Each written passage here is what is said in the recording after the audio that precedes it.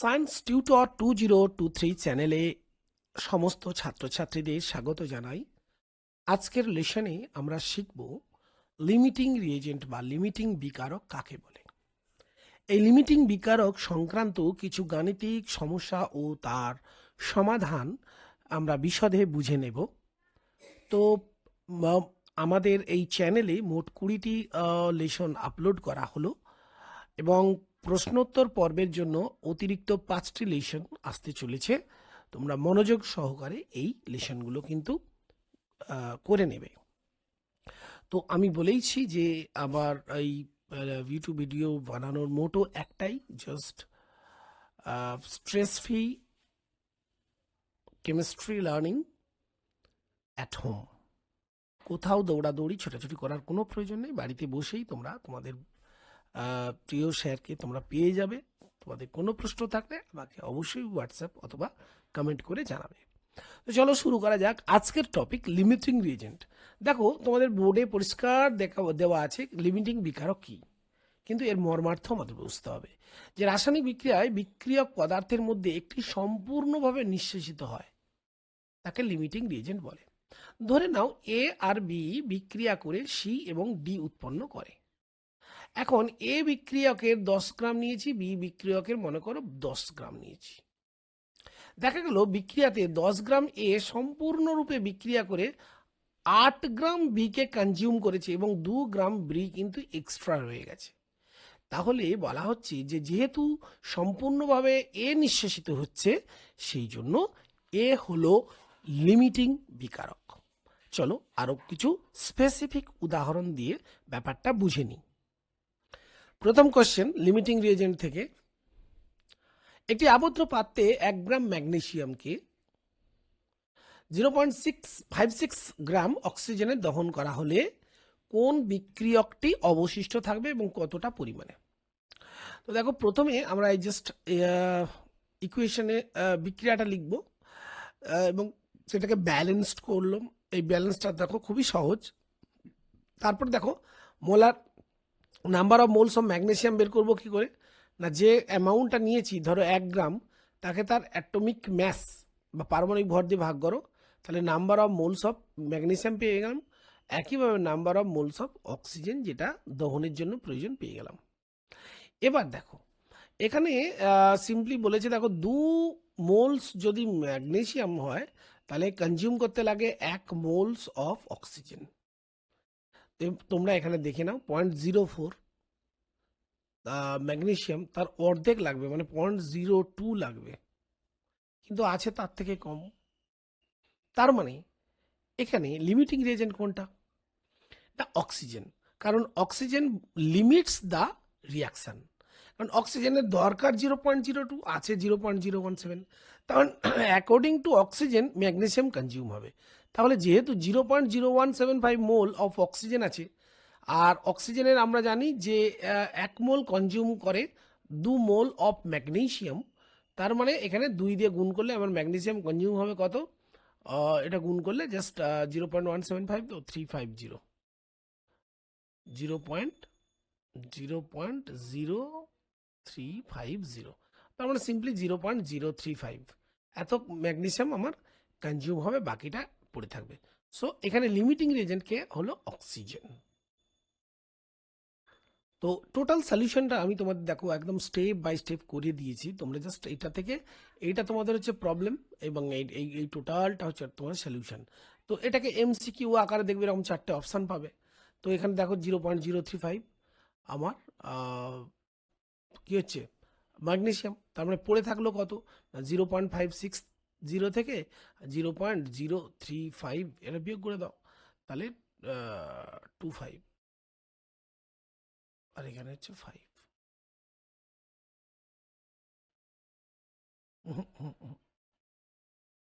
অক্সিজেনের সাথে বিক্রিয়া করছে, এত মোল হলো। এবার এটাকে মোল, সরি ভুল হলো, এটাকে মোল, তো এটাকে আমাকে কি করতে হবে, এটাকে দিয়ে 24 দিয়ে গুণ করতে হবে। এটাকে 24 দিয়ে কেন গুণ করবো বলো তো, কারণ 24 দিয়ে গুণ করলে এটা পরিমাণে চলে যাব, এটা মোলস আছে। তা ম্যাগনেসিয়ামের অ্যাটমিক মাস হচ্ছে 24, তাহলে 24কে দিয়ে এইটা গুণ করো, তো গুণ করলে এটা কি আসবে দেখো, গুণ করলে আসবে 0. গুণ করলাম, অবশিষ্ট 24 দিয়ে গুণ করলে, এটা গুণ করা হচ্ছে না। আর তার আগেই, যেহেতু আগেই আমরা প্রাথমিকভাবে ইউজড ম্যাগনেসিয়াম, মানে ম্যাগনেসিয়াম যেটা দিয়েছিল তার মোল নাম্বার বের করেছিলাম, আর এই এত মোল আমার কনজিউম হচ্ছে, তাহলে পড়ে থাকলো এত মোল। এবার এটাকে 24 দিয়ে গুণ করলে আমার 0.6 গ্রাম এটা আমার পড়ে থাকতেছে। এইভাবেও করা যায়। আর এটার সঙ্গে 24 গুণ করে করে আর ওখান থেকে ওই যেটা দেওয়া ছিল 0.56 গ্রাম থেকে বাদ দিলেও হবে। যেভাবেই করো একই হবে। তো আমরা এখানে করলাম যেটা, সেটা হচ্ছে দেখো, আবার বলে দিই, রিপিট করি। Number of moles of oxygen, magnesium, এটা আমার হচ্ছে বিক্রিয়া করে ফেললো। তাহলে আনরিয়াক্টেড রইলো কত ছিল, এটা আনরিয়াক্টেড রইলো, তার সাথে 24 দ্বিগুণ করলে আমার নাম্বার অফ মানে নাম্বার বলবো না, মানে ম্যাস যেটা আনরিয়াক্টেড ম্যাগনেসিয়াম সেটা পড়ে থাকলো। নেক্সট কোশ্চেন, 6.50 গ্রাম লেড অক্সাইড এর সাথে 3.2 গ্রামস HCl এর বিক্রিয়ায় কত মোল লেড ক্লোরাইড তৈরি হবে? লেডের অ্যাটমিক ম্যাস দেওয়া আছে। এবার দেখো প্রথম যে রিয়াকশনটা কার সাথে কার, তো সেই রিয়াকশনটা আগে লিখে নিলাম। এবার এটা এখান থেকে আমরা পেয়ে গেলাম যে 1 মোল অফ এটা লেড অক্সাইড বিক্রিয়া করছে 2 মোলস অফ HCl এর সাথে। এখন যে given amount of lead oxide যেটা কত 6.50, তাকে তার অ্যাটমিক ম্যাস, লেডের হচ্ছে 207.2 আর অক্সিজেনের 16 দিলে এটা আছে মলিকুলার ম্যাস পেয়ে গেলাম কার, লেড অক্সাইডের। সেটা ভাগ করলে আমরা নাম্বার অফ মোলস পেয়ে গেলাম, আর HCl এর নাম্বার অফ মোলস একইভাবে পেয়ে গেলাম। এবার এখানে দেখতে হবে যে 1:2 রেশিওতে রিয়াকশনটা হচ্ছে 1:2। তাহলে লিমিটিং রিয়াজেন্ট কে? দেখো 0.0291 এত মোল লেড অক্সাইডের জন্য প্রয়োজন, অক্সিজেন হচ্ছে আমার 0.05, এবং তার থেকে কিন্তু অক্সিজেনের পরিমাণটা দেখো অক্সিজেন বলছি, HCl প্রয়োজন, এবং তার থেকে দেখো এটা বেশি আছে। যেহেতু আমাদের কাছে দেখো এত পরিমাণ মোল HCl আছে যা প্রয়োজনের চেয়ে বেশি, তাহলে এখানে লিমিটিং রিয়েজেন্ট কে না লেড অক্সাইড, কারণ লেড অক্সাইডই লিমিট করছে। এবার প্রশ্ন হলো যে তাহলে আনসারটা কি হবে? আনসার দেখো, লেড ক্লোরাইডের পরিমাণ আগে বের করে নিই। উৎপন্ন পদার্থের এই যে 1 মোল লেড অক্সাইড, তার থেকে তো 1 মোল লেড ক্লোরাইড তৈরি হয়, আমরা এই রিয়াকশানে দেখে নিয়েছি। এটা 1 মোল, এটা 2 মোল, এটা 1 মোল।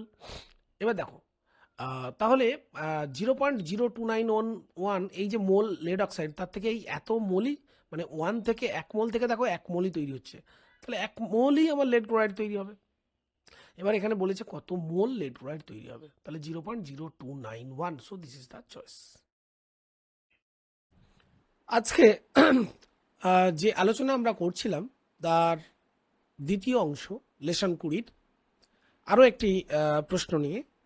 তো এই প্রশ্নে দেখো যেটা দেখানো হচ্ছে সেটা সুন্দর করে আগে প্রথমে বুঝে নাও। প্রশ্নটা বলা হচ্ছে দেখো 10⁻⁻² মোল Ag প্লাস আয়ন এবং 10⁻⁻² মোল ক্রোমেট 2- অ্যানায়ন যুক্ত করা হলো, যার ফলে কঠিন সিলভার ক্রোমেট এর অধক্ষেপ তৈরি হচ্ছে। বলছে যে উৎপন্ন সিলভার ক্রোমেট এর ভর কত? 4টে অপশান দেওয়া আছে, তোমাদের সঠিক অপশানে এই জায়গায় ঠিক দিতে হবে। তো তাহলে আমরা এই ধরনের প্রশ্ন কিভাবে সলভ করব? প্রথমে আমাদের ইকুয়েশনটা বুঝতে হবে যে কি ধরনের রিয়াকশনটা হচ্ছে। তো এখানে প্রথমে বিক্রিয়াটা আমরা লিখব সিলভার প্লাস ক্রোমেট। এখানে এজির আগে 2 দিতে হচ্ছে, এই কারণে স্টোইচিওমেট্রি। দেখো এখানে যেহেতু এটা ইউনিভ্যালেন্ট ক্যাটায়ন, একযোজী হওয়ার কারণে এখানে 2 দেওয়া হলো, Ag2CrO4 সলিড। তো এখানে প্রশ্ন হলো লিমিটিং রিয়েজেন্টকে আমরা এটা বুঝতে চাইছি। তাহলে এখানে তোমরা বুঝতেই পারছো 2 মোল Ag প্লাস অ্যাকচুয়ালি 1 মোল CrO4 এর সাথে বিক্রিয়া করে। তো সমীকরণ অনুযায়ী এটা আমরা লিখতেই পারি। তাহলে 10⁻² মোল ক্রোমেটের জন্য প্রয়োজন দেখো 2 × 10⁻² মোল Ag। আচ্ছা, আমাদের কাছে যে মানে যে পরিমাণ Ag প্লাস দেওয়া আছে সলিউশনে সেটা হচ্ছে 10⁻², মানে অর্ধেক। তার মানে Ag plus actually limits the reaction, প্রয়োজনের তুলনায় কম আছে, সেই জন্য এটা হচ্ছে লিমিটিং রিয়েজেন্ট। তাহলে according to the quantity of Ag প্লাসের যে পরিমাণ সেই অনুযায়ী বিক্রিয়া নির্ধারিত হবে। তাহলে দেখো Ag প্লাস যদি এখানে 1 মোল থাকতো তাহলে এখানে হাফ মোল ক্রোমেট লাগতো। তাহলে এখানে 10⁻² যদি Ag হয় 10⁻², তার মানে এখানে 10⁻² divided by 2 mole of silver chromate reaction করবে, সেটাই আমরা এখানে লিখেছি। এবার সিলভার ক্রোমেটের আণবিক ভর তোমরা হিসাব করো। সিলভারের 108 ইন্টু 2, ক্রোমিয়ামের 52 আর অক্সিজেনের 4/16, সো 3332। এবার দেখো নাম্বার অফ মোলসকে আমরা তার মোলার মাস দিয়ে যদি গুণ করি তাহলে কি হয়, অ্যামাউন্ট অফ ওই রেসিডিউ অর্থাৎ সিলভার ক্রোমেটের পরিমাণটা বেরোবে। জাস্ট সেটাই করলাম 1.66। এবার দেখিনি যে তাহলে কোন অপশানটা ঠিক হলো। তো এখানে দেখো 1.66 অপশান ডিতে আছে, so D is the right choice. আশা করি সায়েন্স টিউটর 2023 চ্যানেলে তোমরা এই যে আলোচনাগুলো তোমাদের ভালো লাগছে এবং তোমরা নিশ্চয়ই সমৃদ্ধ হবে। তো যদি সমৃদ্ধ হও, যদি তোমাদের ভালো লাগে, please share my channel science tutor 2023। আচ্ছা, এরপর শতকরা উৎপাদন এবং তার যে পিওরিটি বা বিশুদ্ধতা সেই অংশ নিয়ে আরেকটি প্রশ্ন আমরা এই বিভাগে আলোচনা করব, দ্বিতীয় বিভাগ। তো দেখো এখানে প্রশ্ন যেটা দেওয়া হচ্ছে, 50 ml এত পার্সেন্ট সিলভার নাইট্রেট দ্রবণের সঙ্গে 50 ml 5.8% NaCl দ্রবণ যোগ করলে উৎপন্ন অধক্ষেপের ভর বা রেসিডিউটা কত হবে। 4টে অপশন দেওয়া আছে। তো প্রথমে আমাদের রিয়াকশনটা বুঝতে হবে যে রিয়াকশন কার সাথে কার হচ্ছে। তোমরা জানো এটা একটা আমাদের অধক্ষেপ বা প্রেসিপিটেট সিলভার ক্লোরাইড, যেটা সিলভার নাইট্রেটের সঙ্গে সোডিয়াম ক্লোরাইড দ্রবণের সঙ্গে হয়ে থাকে। তো এই রিয়াকশনটা আগে প্রথম আমরা লিখবো, তারপর ব্যালেন্স করলাম। তো এখানে দেখছি যে স্টোইচিওমেট্রিক নাম্বার 1 1 1, এটাও 1, তার মানে simply 1 mole of silver nitrate reacts with completely 1 mole of NaCl to form 1 mole of silver chloride and 1 mole of sodium nitrate. Is it? দেখো সিলভার নাইট্রেট 50 ml দ্রবণ দেওয়া আছে, যার পার্সেন্টেজ কত দেওয়া আছে 16.9। তাহলে এটা 16.9, এটা কি পার্সেন্টেজ মানে এটাকে আমরা বলি W/V, এটা মিস্টেক দেওয়া হয়নি, এটা অবভিয়াসলি W/V পার্সেন্টেজ, অর্থাৎ 16.9 গ্রাম পার 100 ml। তাহলে 50 ml এ কত আছে আমরা জাস্ট ক্যালকুলেশন করলাম, সেটা হচ্ছে 8.45 গ্রামস। এবার দেখো সিলভার নাইট্রেটের যে মলিকুলার মাস সেটা আমরা হিসাব করব। সিলভারের দেখো 108 আর নাইট্রোজেনের 14 আর অক্সিজেনের 3 গুণিত 16, তাহলে এটা যোগ করলে দেখো 170 গ্রাম পার মোল। এবার আমরা যদি এই পরিমাণটাকে 170 দিয়ে ভাগ করি তাহলে number of moles of silver nitrate in the solution আমরা পেয়ে গেলাম। একইভাবে সোডিয়াম ক্লোরাইডের 50 ml দ্রবণে ভর 50 ml ইন্টু এর পার্সেন্টেজ দেওয়া আছে 5.8 গ্রামস পার 100 ml, সো এটা 2.9 গ্রাম। আর সোডিয়াম ক্লোরাইডের তোমরা জানো যে অ্যাকচুয়ালি আণবিক ভর কথাটা লেখাটা ভুল, সংকেত ভর 58.5 দিয়ে যদি আমরা ভাগ করি তাহলে হচ্ছে দেখো 0.0496। নাও আমরা একটু ভাববো যে আসলে এইটা বড়, দেখো 0.0497 বড় না 0.0496, তো অবভিয়াসলি আগেরটা বড়, তার মানে পরিমাণটা কম হচ্ছে এটা। এবার আমরা জানি সিলভার নাইট্রেটের 1 mole react with completely NaCl 1 mole, তাহলে দেখো 0.0496 mole sodium chloride completely react with 0.0496 moles of silver nitrate, so sodium chloride হচ্ছে এক্ষেত্রে লিমিটিং রিয়েজেন্ট। এখন এখানে এটাকে যদি আমরা অ্যাপ্রক্সিমেশন করি, এটা দেখো 0.049, এটাকেও যদি অ্যাপ্রক্সিমেশন করি 0.049, তাহলে দেখো দুটো পরিমাণ প্রায় সমান। যদি নিখুঁত করে না দেখি 0.0496 মানে পয়েন্টের পর 4টে ডিজিট না দেখি, তাহলে সেক্ষেত্রে লিমিটিং রিয়েজেন্ট কিন্তু কেউই না, দুজনেই সমান পরিমাণে আছে, অর্থাৎ 1:1 মোল রেশিওতে রিয়াকশনটা হবে। তাহলে obviously 0.49 moles of sodium chloride আমার কিন্তু অধক্ষিপ্ত হবে। এবার সিলভার ক্লোরাইডের মোলার ম্যাস আমরা জানি, সিলভারের 108 এর সঙ্গে 35.5 যোগ করলে এটা তো এটাকে আমরা যদি এই নাম্বার অফ মোলস দিয়ে গুণ করি তাহলে আসছে দেখো 7.03 grams. So this is the right choice here. এই কোশ্চেনে এটা হচ্ছে আনসার। তো এই ধরনের এমসিকিউ থাকবে, নিউমেরিক্যালস থাকবে।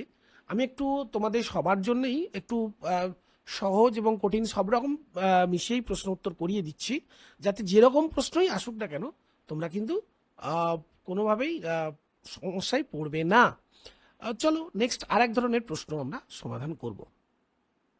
তো প্রথমে আমরা ভর ও আয়তন সংক্রান্ত ওয়েট ভলিউম ক্যালকুলেশন এই পার্টসে আমরা আরেকটি নতুন ধরনের প্রশ্ন দেখো। এখানে বলা হচ্ছে দুটি দ্বিযোজী ধাতু, তার মানে এরও ভ্যালেন্সি 2 আর বি এরও ভ্যালেন্সি 2, 2 গ্রাম মিশ্রণকে HCl এ দ্রবীভূত করলে এত গ্রাম হাইড্রোজেন গ্যাস তৈরি হয়। মিশ্রণে এ এর পরিমাণ নির্ণয় করো। এ এর আর বি এর পারমাণবিক ভর যথাক্রমে 15 এবং 30। চারটে অপশন দেওয়া আছে, আমাদের ডিটেক্ট করতে হবে মিশ্রণে এ কতটা আছে। তো প্রথমে আমরা রিয়াকশনটা লিখব।